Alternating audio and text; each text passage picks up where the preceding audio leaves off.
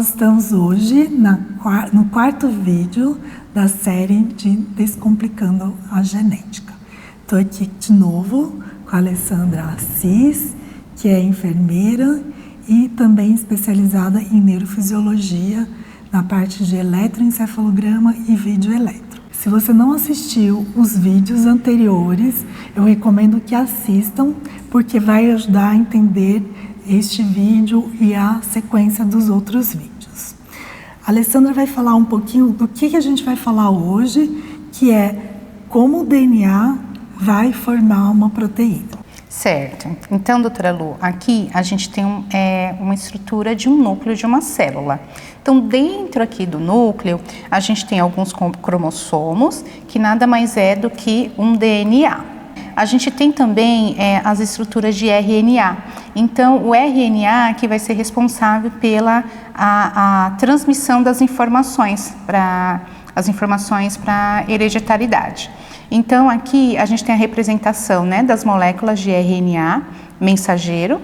Isso. E aí, através disso, ele sai para o citoplasma da célula, encontra com o ribossomo com o RNA transportador, para a formação dos aminoácidos para que forme uma proteína.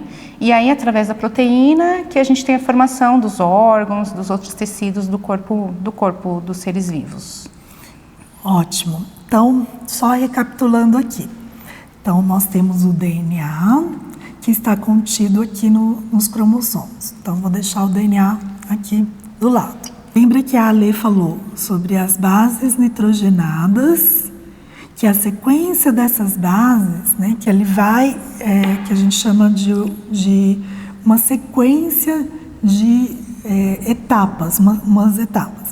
Então, o DNA, ele tem a etapa que é a duplicação, que ele vai formar duas fitas iguais.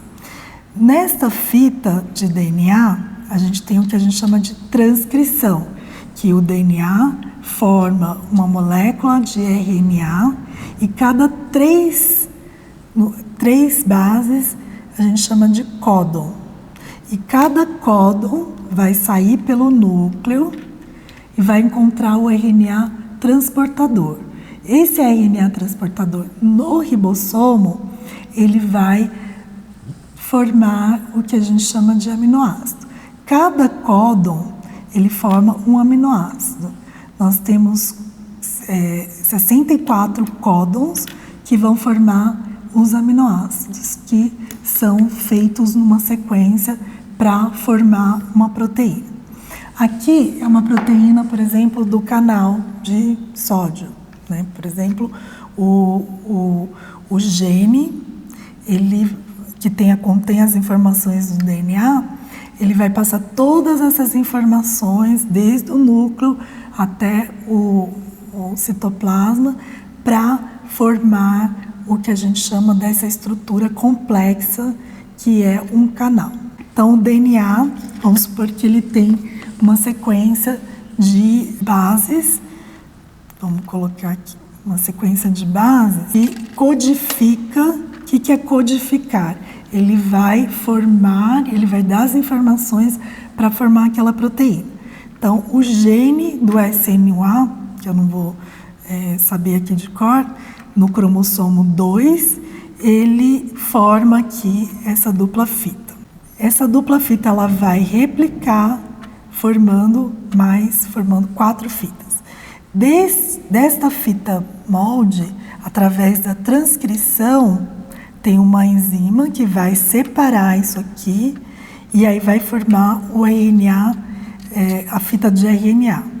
E cada fita dessa, a cada 3 bases, vai formar um códon que vai encontrar o RNA transportador. Nós temos códons que nós chamamos códons de início e códons que a gente fala que é parada. Os códons de início quer dizer que você tá informando lá que vai formar uma proteína, por exemplo, a prolina.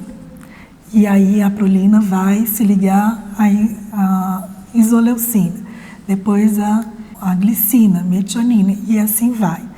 E aí esse transportador formando uma proteína, ele vai lá pegar outro códon e assim vai infinitamente até formar a proteína. É difícil, não é fácil, e tudo isso a gente chama de dogma central da biologia. Então, o que seria o dogma central? Como que o DNA, ele, através de etapas, acaba formando a proteína. Esse foi, né, a descoberta que também ganhou o Nobel de Medicina. Aqui uma molécula de DNA, que através da polimerase, RNA polimerase, ele vai formar uma molécula de RNA mensageiro, depois a estrutura da proteína.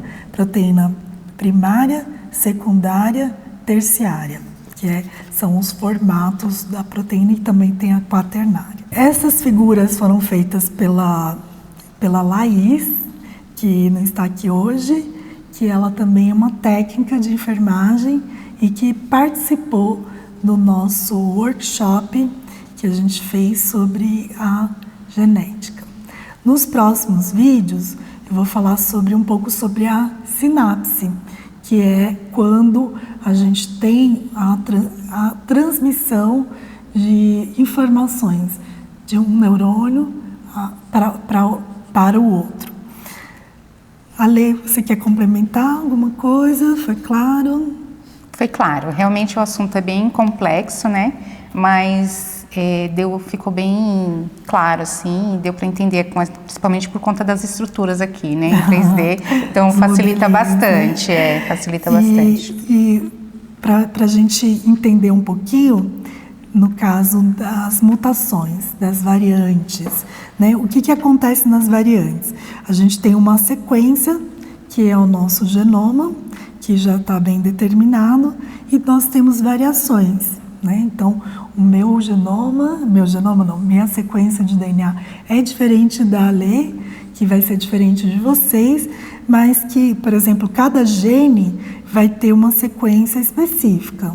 Se essa sequência estiver alterada, né, seja por uma base, por exemplo, faltou um C, né, e esse C, que é a citosina, foi substituído por um A, pode ser que ele forme uma proteína diferente. E essa proteína diferente vai dar uma função diferente. Além disso, a gente pode fazer, ao invés de ser uma troca, no caso, uma troca de uma base por outra, a gente chama de uma mutação missense. Mas a gente pode ter o que a gente chama de duplicação. Ao invés de uma deleção, a gente teve uma inserção. Por exemplo, aqui a gente tem uma sequência de 3 Cs. Então, a gente pode ter uma sequência de GAA aqui. E aí, isso aqui pode levar o que a gente chama de um códon de parada, por exemplo. Pode gerar um código de início. Então, e aí forma uma proteína totalmente alterada ou até mesmo não formar a proteína. Então, tudo isso começa no DNA e vai ter uma repercussão naquela característica, naquela proteína. Seja a proteína de um canal, pode ser uma enzima, pode ser qualquer alteração que pode perder ou até ganhar uma função nova. Nos próximos vídeos, então a gente vai dar continuidade, espero que gostem e comentem aqui se você tiver alguma dúvida. E biólogos de plantão, me desculpem se a gente falou alguma coisa errada.